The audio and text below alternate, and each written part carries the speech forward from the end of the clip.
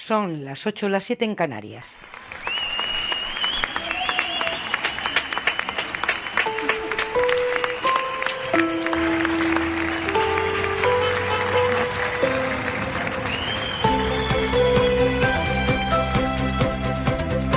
En la cadena SER, hora 25.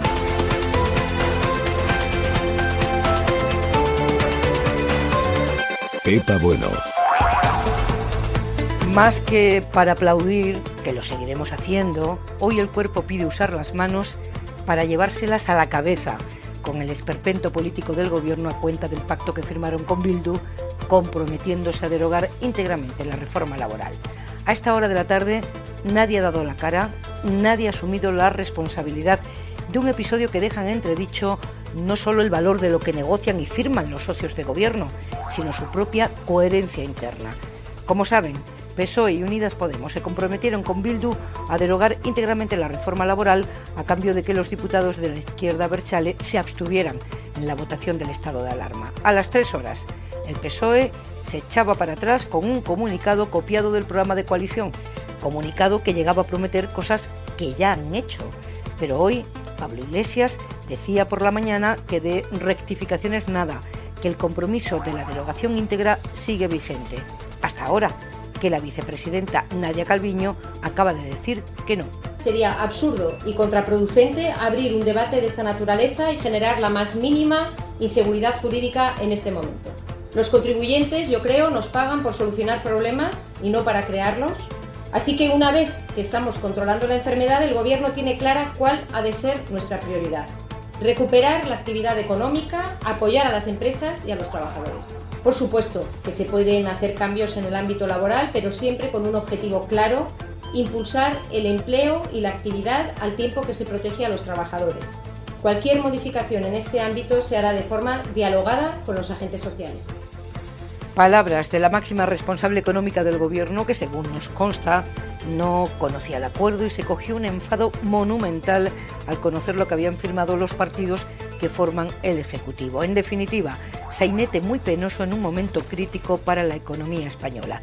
Pero la pregunta hasta ahora es: ¿cuál es el estado de salud del Gobierno de coalición? Nieves Goicoechea, buenas tardes. Buenas tardes, Pepa. Temperatura alta, la maraña del pacto con Bildu se le atraganta al Gobierno, lío con los socios políticos habituales como el PNV, crisis interna dentro del propio Gobierno de coalición y estupor en el Partido Socialista por la virulencia que ha adquirido este pacto, que les ha estallado en las manos. En el entorno del presidente se conocía el acuerdo, se le dio vía libre, pero Nadia Calviño, vicepresidenta económica, puso el freno al conocerlo y pidió rectificar. El PSOE intenta hoy calmar los ánimos, pero Pablo Iglesias alimenta la tensión. No cede ante la parte más ortodoxa del Ejecutivo, no cede ante Nadia Calviño. Voy a ser cristalino. Pacta sunt servanda. En el acuerdo de Unidas Podemos con el PSOE para la legislatura, para la investidura y para el gobierno de coalición, no se habla de derogación parcial. Se habla de derogación de la reforma laboral.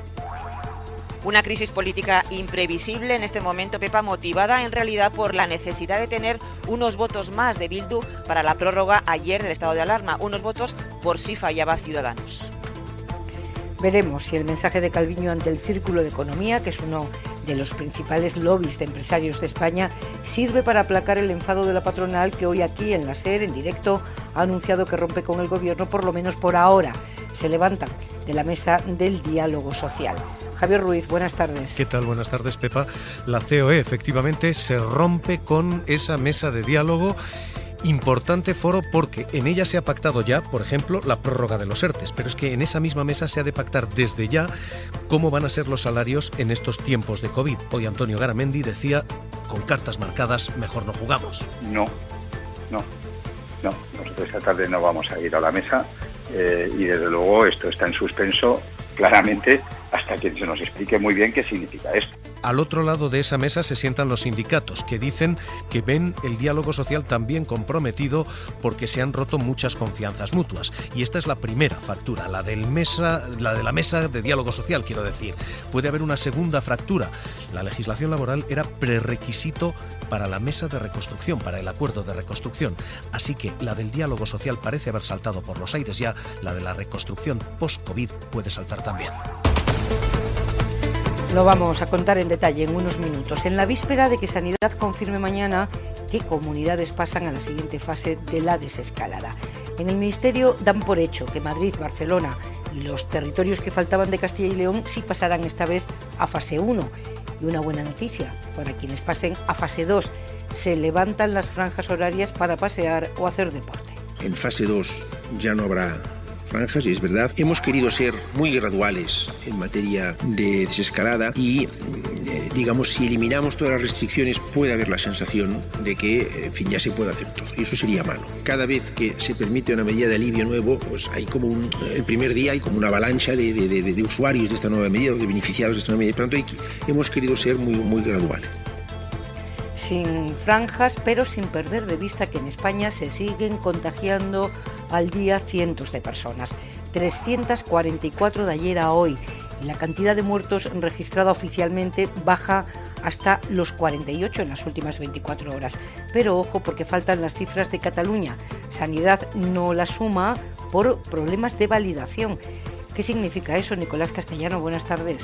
¿Qué tal? Buenas tardes, Pepa. Pues Fernando Simón ha explicado que la estimación de lo que ha sucedido en Cataluña en las últimas horas la ha recibido por una llamada telefónica y que no se incluyen en el balance estatal porque esa región no ha podido aportar los datos por problemas de validación de los mismos. Sin las cifras de esa región, una de las más afectadas, el balance provisional es de 48 muertos más que ayer y 344 nuevos confirmados. Madrid es la región con más nuevos contagios, 82, seguida por Castilla-La Mancha con 50 y Andalucía con 45.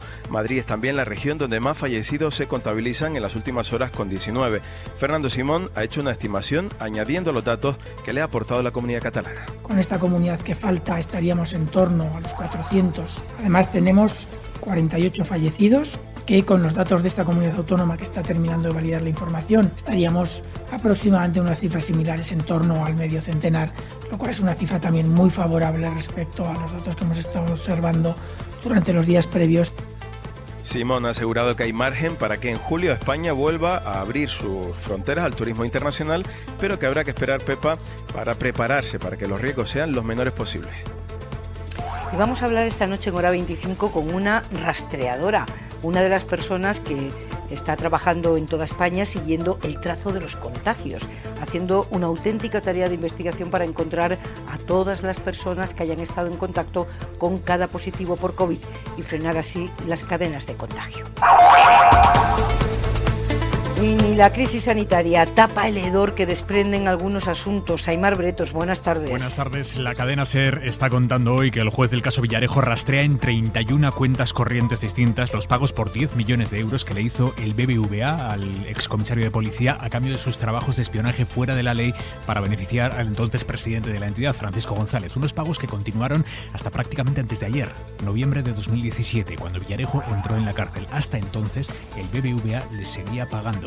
Miguel Ángel Campos, buenas tardes. Hasta el último euro, Aimar, y cuando ya había ingresado en prisión. Buenas tardes. En total, el excomisario recibió del banco 10.200.000 euros desde 2004 y el juez, en una providencia a la que ha accedido la SER, quiere saber dónde lo ingresó, de qué forma y a qué lo dedicó. Por ello pide a una decena de entidades bancarias en las que Villarejo y su socio tenían hasta 31 cuentas el detalle de todos los movimientos realizados. El excomisario hizo todo tipo de trabajos ilícitos de sabotaje y extorsión para el BBVA mientras fue presidente Francisco González, entre ellos espiar a políticos, empresarios y periodistas para desbaratar el intento de SACIR por lograr el control de la entidad.